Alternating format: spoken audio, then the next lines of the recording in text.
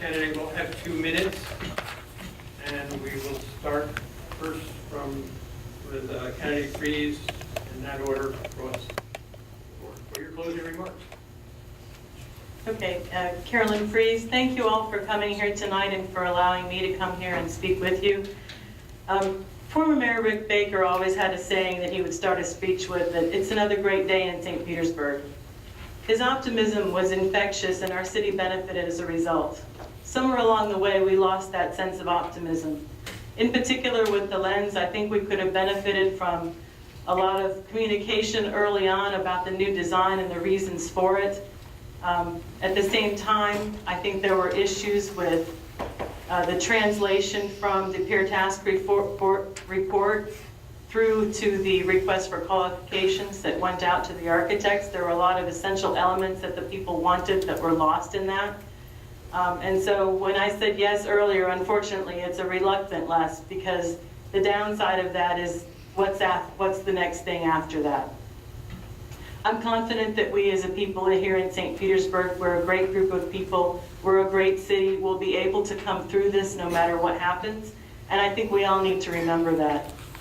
So I love St. Petersburg and its people. I want our citizens to be safe, our government to be effective and efficient, our businesses to prosper and our neighborhoods to be strong, and our children to be inspired toward lifelong learning.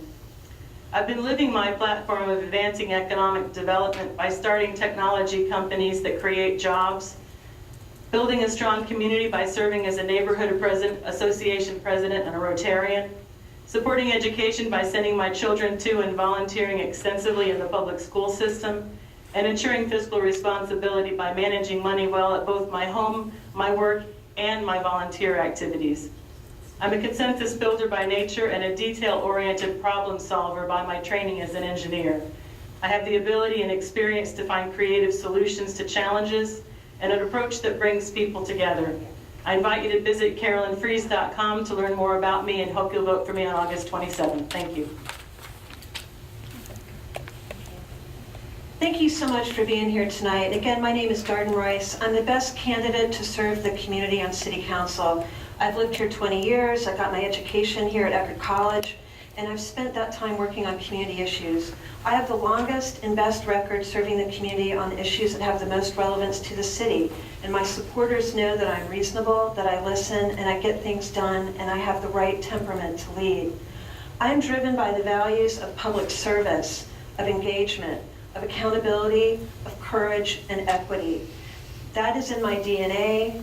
Public service runs in my family, and it's something that's consistently been a part of my public service for the last 20 years. In my public service life, I have served on neighborhood associations, served as vice president of CONA, served on a countywide environmental panel, as president of the League of Women Voters, the Charter Review Commission, the Pinellas Suncoast Transit Authority, as well as serving on event committees such as the Stand Against Racism. And yes, I'm very proud of my involvement with the People's Budget Review. Those same values have driven my work in career choices. I've worked on voter rights, land use, clean water, clean energy, and healthcare reform.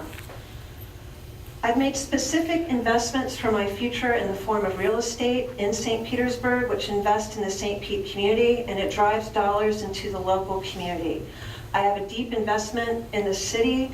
I love St. Pete. I can't imagine why anybody would want to live anywhere else. I consider it a triumph that I've been able to get my 14-year-old nephew to think about coming down here for college and living here as well.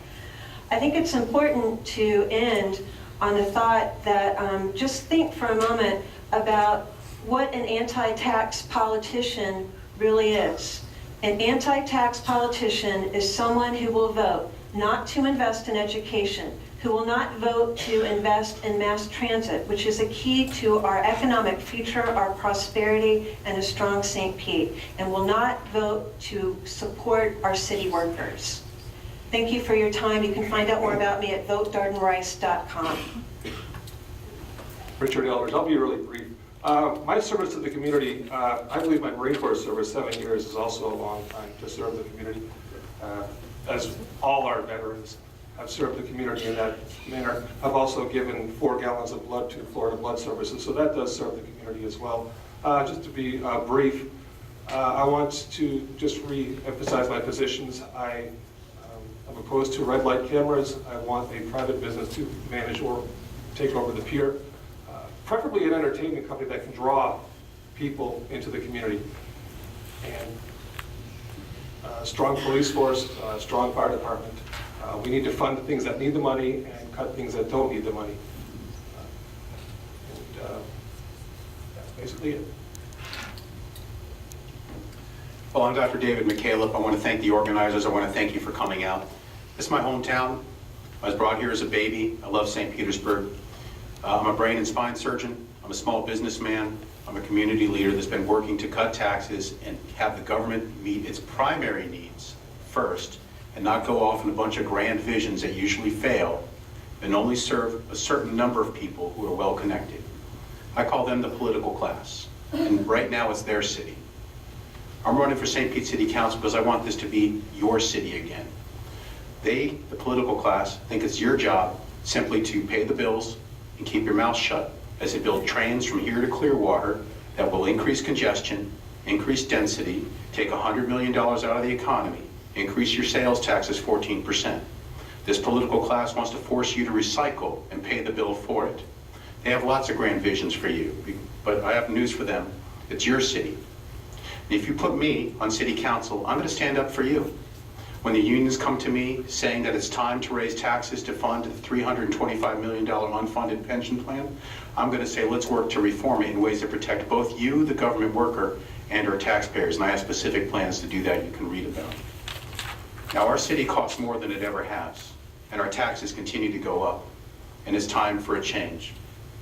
I'm not running because I want to convince you I have the best pedigree or I'm the best person. I'm not going to give you that long list. I'm going to work on the issues. And these are the issues that you need to have worked on. We need a lower cost of living. We need to cut as many taxes and bills as we can so that you can afford to live here. We need to create prosperity and jobs by deregulating in responsible ways and cutting taxes so we attract businesses here. We need a community of neighbors where people embrace each other as brothers and sisters. We need a government that's accountable to you, one that will let you vote on big projects, and we need more freedom. I'm the only candidate with the skill, the knowledge, and more importantly, the principled courage to work for you and not the political class. If you vote for me, Dr. David Michaela, I'll work to make this your city again. Thank you.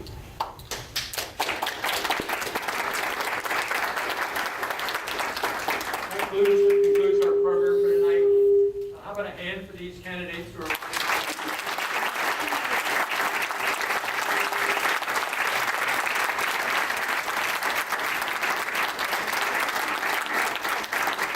How about a hand for yourselves for turning out and being involved?